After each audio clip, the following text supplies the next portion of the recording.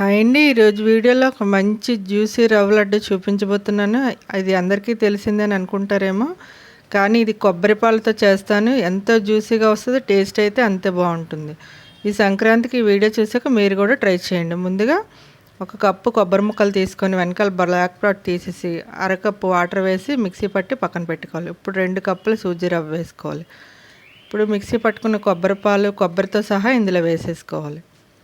ఇలా వేసేసి కలిపేసుకొని ఒక్క 15 నిమిషాలు పక్కన పెట్టుకోవాలి. ఇప్పుడు ఇలా నానడం వల్ల కొబ్బరి టేస్ట్ అంతా నూకకు పడుతుందండి. అందువల్ల 15 నిమిషాల తర్వాత చూడండి ఇంత జ్యూసీగా తయారవుతుంది. మంచి సువాసన అనేది వస్తుందండి. ఇప్పుడు ఒక కవర్ తీసుకొని ఇలాగ చపాతీలాగా పల్చగా స్ప్రెడ్ చేసుకోవాలి. ఇప్పుడు పొయ్యి మీద ప్యాన్ కానీ లేకపోతే అట్ల పెనం కానీ పెట్టుకొని దాని మీద వేసి లో టు మీడియం ఫ్లేమ్లో మంచిగా కాలనివ్వాలన్నమాట. కంగారుగా కాల్చేస్తే పనికిరాదండి. ఇలా హోల్స్ పెట్టుకొని మధ్యలోకి నెయ్యి వెళ్ళి చక్కగా కాలేటట్టు చేసుకోవాలి. కాల్చడమే కొంచెం ప్రాసెస్ అనిపిస్తుంది, కానీ లడ్డు అయితే మటుకు చాలా టేస్టీగా ఉంటుందండి.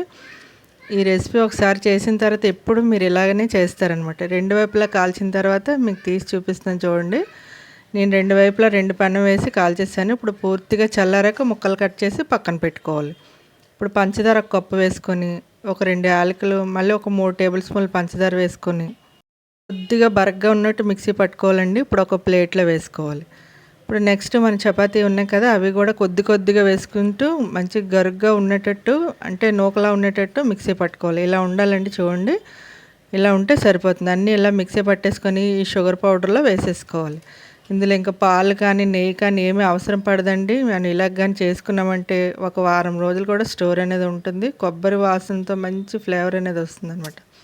మొత్తం అంతా ఇలా కలిసేలాగా కలుపుకోవాలి. మొత్తం అంతా కలిపేసుకున్న తర్వాత ఇప్పుడు జీడిపప్పు కొద్దిగా కిస్మిస్ నేను 1 స్పూన్ నెయ్యి వేసి వేయించేసానండి.